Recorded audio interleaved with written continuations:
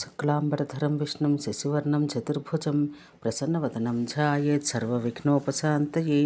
ఆమె కాలంలోనే జ్వాలాముఖుడు నింజవృత్తుడు అనే కొడుకులను కన్నది. వారిద్దరూ తల్లికి ప్రియతములుగా ఉన్నారు. అస్థిరుడు మహాశనయందు ఆసక్తుడైనంతనే జ్వాలాముఖుని యొక్క జ్వాలలచే పీడితుడై గాఢమైన మూర్ఛ పొందుచుండును. ఒక్కొక్కప్పుడు నింజవృత్తునితో కూడి అందరిచే నిందించబడుచు చచ్చిన వానితో సమానుడగుచుండును. అలా అస్థిరుడు దుఃఖాన్ని పొందుచున్నప్పుడు నా చిలికెత్త స్వభావం చేత మంచిదే అయినా పుత్రుని యందు గల అమిత వాత్సల్యం చేత వానితో చేరి తాను కూడా దుఃఖిస్తూ మణమలైన జ్వాలాముఖుడు నింజవృత్తుడు వచ్చి కౌగిలించుకొనుచుండగా ఒడలు మండిపోవచుండగా లోకంచే నిందించబడుతూ చచ్చిన దానితో సమానమవుతూ ఉండేది. ఆమెతో ఎల్లప్పుడూ కలిసి ఉండ నేను కూడా ఇంచుమించుగా అలాగే అయ్యాను. ఇలా నా సఖి యొక్క దుఃఖం చేత నేను కూడా దుఃఖిస్తుండగా చాలా సంవత్సరాలు గడిచాయి. మహాసనను పరిగ్రహించడం వల్ల అస్థిరుడు అస్వతంత్రుడయ్యాడు. అతడు ఏదో ఒక కర్మను అనుసరించి ఒక చోట 10 ద్వారములు గల పురమును పొందాడు. దానిలో అతడు భార్యాపుత్రాదులతో నివసిస్తూ రాత్రింబవళ్ళు సుఖం కోరుతూ దుఃఖాన్ని అనుభవిస్తున్నాడు. భార్యలు ఇద్దరు ఇటు అటు లాగుతుండగా జ్వాలాముఖ నింజవృత్తుల చేత ఒడలు మండిపోవుచుండగా ప్రతిదినం లోకులచే నిందించబడుతూ వారిని వీడుకొని 5 కుమారుల యొక్క భవనాలకు వెళుతూ తిరిగి వస్తూ బడలిక చెందుతూ ఎక్కడా సుఖం పొందలేకున్నాడు. కుమారుడు ఇలా దుఃఖపడడం చేత వాని తల్లి అగున్న ఆ చిలికత్తె మిక్కిలి దుఃఖంతో మూర్ఛపోయిన దాని వలె ఆ పురం నందు పడి ఉన్నది. జ్వాలాముఖ నింజవృత్తులతో కూడిన మహాసన శూన్య చేత అనగా భర్త యొక్క నాయనమ్మ మామైన మూఢుని చేత పోషించబడుతూ సవితైన చెప్పలతో కూడి విజృంభించి అస్థిరుని తన వశం గావించుకొని ఆ పురంలో ఉండెను. నా సఖియందుల ప్రీతి చేత నేను కూడా ఆమెతో కూడి అక్కడే ఉన్నాను. ఆమె యొక్క దుఃఖం చేత నేను కూడా దుఃఖితురాలై చచ్చిన దానిలా అయిన వారందరినీ రక్షించాలని పూనుకొని ఉన్నాను. నేనక్కడ ఒక్క క్షణం లేకపోయినా వారెవ్వరూ నిలవలేరు. నేను కదా సర్వమును రక్షిస్తున్నాను. నేను శూన్యతో కూడినప్పుడు శూన్యత్వాన్ని, మూఢునితో మూఢత్వాన్ని, అస్థిరునితో అస్థిరత్వాన్ని, చపలతో చపలత్వాన్ని, జ్వాలాముఖునితో ప్రజ్వలనము, నింజవృత్తునితో నింజమైన వర్తనము పొందుతున్నాను. సఖి యొక్క సంయోగం వల్ల నేను ఇలా ఆయా రూపాలు పొందుతున్నాను. నేను దాన్ని వదిలితే అది క్షణంలో నశించును. వారితో కూడి ఉన్న నన్ను చూసి మూఢులైన జనులందరూ వ్యభిచారిణి అని పలుకుతున్నారు. కానీ నిపుణులైన వారు మాత్రం నన్ను నిర్మలమైన దానిగానే గ్రహిస్తున్నారు. మా తల్లి మహాపతివ్రత, పరిశుద్ధురాలు, నిర్మలమైన ఆకృతి కలది. ఆమె ఆకాశం కన్నా విశాలమైనది, పరమాణువు కన్నా సూక్ష్మమైనది. ఆమె సర్వజ్ఞురాలైన ఏమీ తెలియనిదిగా ఉండను. సర్వమును చేస్తున్న ఏమీ తెలియనట్లే ఉండను. సకలానికి ఆమె ఆశ్రయమైన ఏ ఆధారం లేని దాని వలె ఉండను. ఆమె సర్వానికి ఆధారమై ఉండి కూడా ఎవరికి ఆశ్రయం ఇచ్చినట్టు కనిపించదు. అన్ని రూపాలు ఆమెవి అయినా ఆమెకు ఏ రూపము లేదు. సర్వము ఆమెతో కూడి ఉన్నా ఆమె దేనితోనూ కూడి ఉండదు. ఆమె సర్వత్రా ప్రకాశిస్తున్నా ఎవని చేత ఎక్కడ తెలుసుకొనబడటలేదు. ఆమె మహానందం కలది కూడా ఆనందం లేని దాని వలె ఉండను. ఆమె తల్లిదండ్రులను వదిలిపెట్టింది. ఆమెకు నా వంటి పుత్రికలు సముద్రంలో తరంగాల వలె లెక్కలేనంత మంది ఉన్నారు. వారందరూ నా వలె సఖీ కుటుంబ పరాయణులై ఉన్నారు. సఖీ గణములతో కూడి ఉన్న నేను ఒక మహామంత్రం యొక్క సామర్థ్యం చేత స్వరూపంలో మా తల్లి వలె ఉన్నాను. నా సఖి యొక్క పుత్రుడు ఆ పురమందు తిరిగి తిరిగి ఎప్పుడు బడలిక చెందునో అప్పుడు అస్థిరుడు తల్లి యొక్క ఒడిలో చేరి గాఢంగా నిద్రించును. అతడు నిద్రించగానే వాని పుత్రుడు మొదలగు వారందరూ నిద్రిస్తారు. ఎవ్వడూ మేల్కొని ఉండడు. అప్పుడు అస్థిరుని యొక్క ప్రియమిత్రుడు ప్రచారుడు అనే పేరు గలవాడు ముందున్న 2 ద్వారములలో చరిస్తూ పురాన్ని రక్షిస్తూ ఉండును. అస్థిరుని తల్లి అయిన నా సఖి పుత్రునితో నిద్రిస్తున్నప్పుడు ఆమె యొక్క అత్త చెలికత్త అయిన శూన్య పుత్రునితో కూడా వారందరినీ ఆవరించి రక్షించుచుండును. ఇలా అందరూ నిద్రించిన తర్వాత నేను మా తల్లిని చేరి ఆమె కౌగిటిలో ఆనందంలో ఉంటాను. మరలా వారందరూ లేచిన వెంటనే వారి వెంట వెళతాను. అస్థిరునికి మిత్రుడైన ప్రచారుడు మహాబలం కలవాడు. వాడు ప్రతిదినం అస్థిరుడు మొదలైన వారిని పోషించును.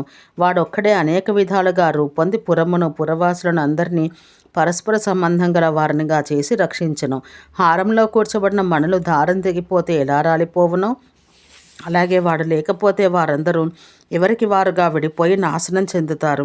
వాడు నాతో కూడి నా చేత సంజీవితుడై నన్ను వారందరితో కూర్చుచు ఆ పురంలో సూత్రధారుడుగా ఉన్నాడు. ఆ పురం నశిస్తే వాడు వారందరినీ వేరొక పురమందు తీసుకొని పోవును.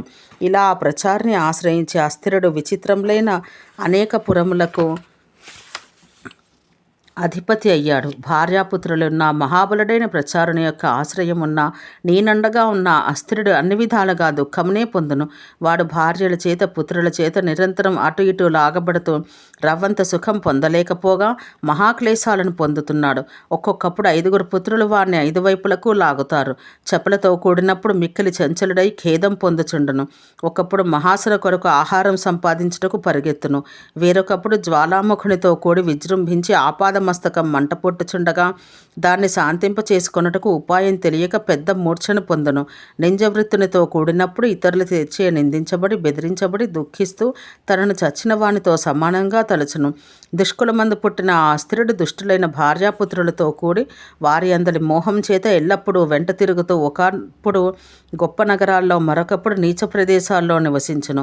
క్రూర మృగాలతో నిండిన అరణ్యాలలో ఎండలు మండిపోవుచుండు ఎడారులలో నీరు గడ్డకట్టుచుండు శీతల ప్రదేశాలలో దుర్వాసన ప్రబలుచుండు ప్రదేశాలలో చీకటి గుహలలో నివసిస్తూ అస్థిరుడు ఎంతో దుఃఖం పొందును.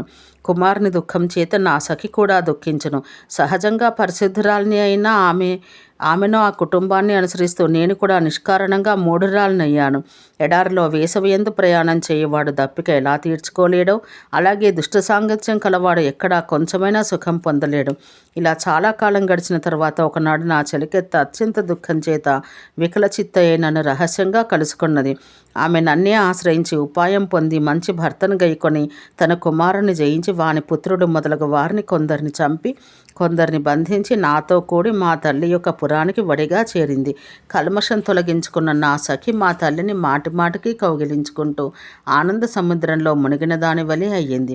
కావున నాథ, నీవు కూడా ఇలాగే చెలికత్త వల్ల పుట్టిన దుర్వర్తనను నిగ్రహించి మీ తల్లిని చేరి నిత్యమైన సుఖమును పొందము. నేను అనుభవించిన వృత్తాంతం సుఖమును కలిగించుదాన్ని నీకు చెప్పాను. ఇది జ్ఞానఖండంలోని హేమచూడోపాఖ్యానంలోని బంధాఖ్యాయిక అనే పంచమాధ్యాయం. బాలప్రియ ఏ విషయాన్నైనా నేరుగా చెప్పిన దానికన్నా చిత్రమైన వాక్యాలతో విషయం స్ఫురింపచేస్తూ చెబితే ఎక్కువగా మనసుకి పుడుతుంది. ఈ కారణం చేతనే సాహిత్యంలో రచయితలు వాచ్యంగా నిరూపించే పద్ధతి కన్నా వ్యంగ్యంగా స్ఫురింపచేయ పద్ధతినే ఎక్కువగా ఆదరిస్తున్నారు. వ్యంగ్య పద్ధతిలో చెప్పినప్పుడు వినేవాడు ఆ విషయం గురించి ఆలోచిస్తూ దాని స్వరూపం మనసుకు గోచరించినప్పుడు చాలా సంతోషపడను. అప్రయత్నంగా పొందిన దానికంటే ప్రయత్నపూర్వకంగా సంపాదించింది మనసులో చిరకాలం హత్తుకుంటుంది. కాబట్టి హేమలేఖ తత్వం నేరుగా చెప్పకుండా కథారూపంలో చెప్పింది.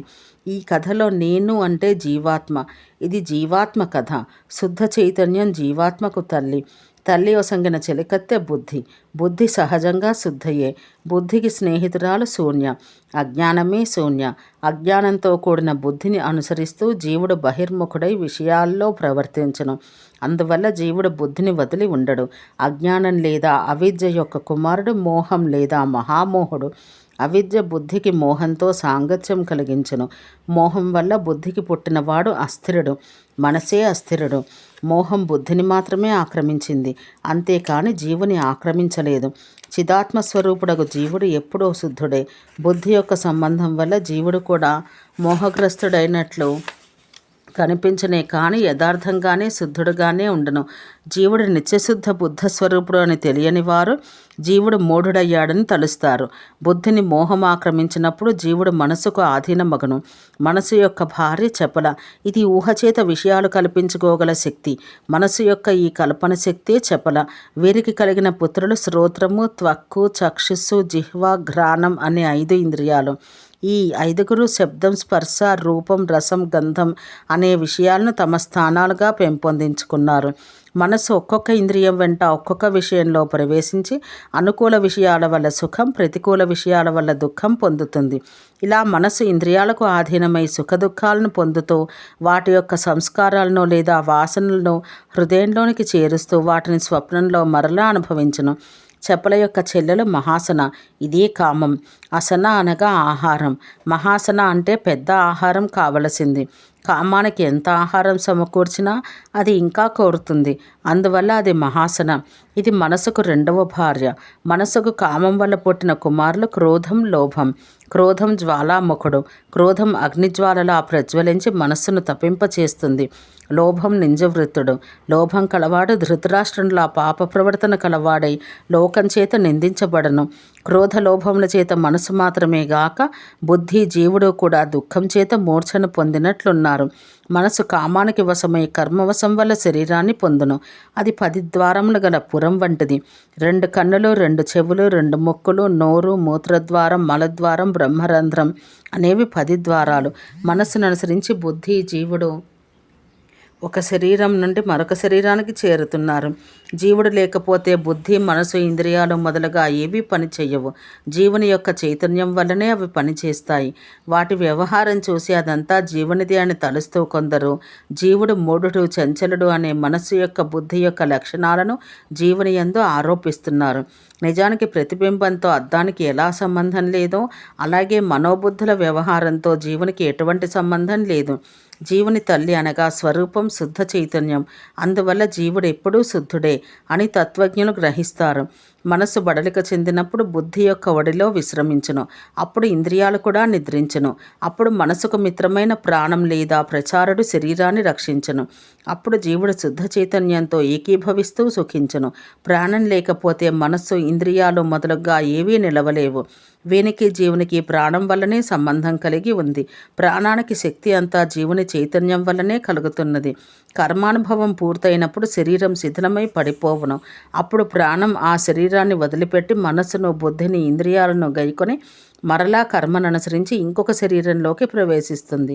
ఈ విధంగా జీవుడు మనస్సుతో ప్రతి శరీరంలో ఏవో పుణ్యాలను, పాపాలు చేస్తూ వాని యొక్క సంస్కారాలను అనుసరించి దివ్య శరీరాలను, క్రిమికీటకాది శరీరాలను పొందుతూ పరిభ్రమించును.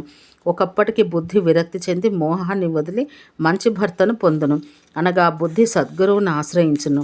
నిర్మలమైన బుద్ధి సద్గురు బోధ వల్ల రహస్యమైన జీవుని స్వరూప జ్ఞానం గ్రహించి ఇంద్రియాలను జయించి మనస్సును నిగ్రహించి శుద్ధ చైతన్యంతో మాటిమాటికి కలుస్తూ మహానందం పొందును. అనగా బుద్ధి శుద్ధ చైతన్యాన్ని గురించి నిరంతరం మన్నం చేస్తూ దానితో తాదాత్మ్యం పొందుతుంది. అదే జీవునికి ముక్తి. శుద్ధ చైతన్యంలో హేమలేఖ వంటి జీవులు లెక్కలేనంత మంది ఉన్నారు. అందరి కథ ఇలాంటిదే. ప్రతి జీవుడు బుద్ధి, మనస్సు, అవిద్య అనే వాటిని అనుసరిస్తూ సంసారి అవుతున్నాడు. కానీ యథార్థంగా జీవులందరూ సముద్రంలోని తరంగాలు.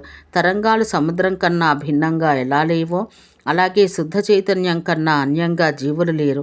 వారు మేము సంసారులము, బద్ధులము అని తలుచినప్పుడు కూడా వారి స్వభావం శుద్ధ చైతన్యమే, అన్యం కాదు. త్రాడునందు పాము అనే భ్రాంతి కలిగినప్పుడు ఆ పాము ఎప్పుడూ లేదు. అందువల్ల జీవుడు యథార్థంగా ఎప్పుడూ శుద్ధ చైతన్య స్వరూపమే. ఇందులో తల్లి శుద్ధ చైతన్యం అంటే త్రిపురాదేవి, కూతురు జీవుడు, తల్లి సంగిన చెలికత్తె బుద్ధి, బుద్ధి యొక్క స్నేహితురాలు శూన్య, శూన్య యొక్క కొడుకు మోహం, అస్థిరుడు మనసు, చెపల కల్పన. మనసు వల్ల చెపలకు పుట్టిన కొడుకులు పంచ జ్ఞానేంద్రియాలు. ఇంద్రియాల స్థానం శ్రోత్రం శబ్దం, త్వక్కు స్పర్శం, చక్షుస్సు రూపం, జిహ్వ రసము, ఘ్రాణము గంధము, మహాసన కామము. మనస్సు వల్ల కామానికి పుట్టిన కొడుకులు జ్వాలాముఖం అంటే క్రోధుడు, నింజవృత్తుడు అంటే లోభం. 10 ద్వారములు గల పురమేది శరీరం. అస్థిరుని ప్రియమిత్రుడు, పురరక్షకుడు, ప్రచారుడు ప్రాణం. బుద్ధి మంచి భర్తను పొందడం అంటే సద్గురువును ఆశ్రయించడం. సర్వే జనా సుఖినో భవంతు. ఓం శాంతి శాంతి శాంతి.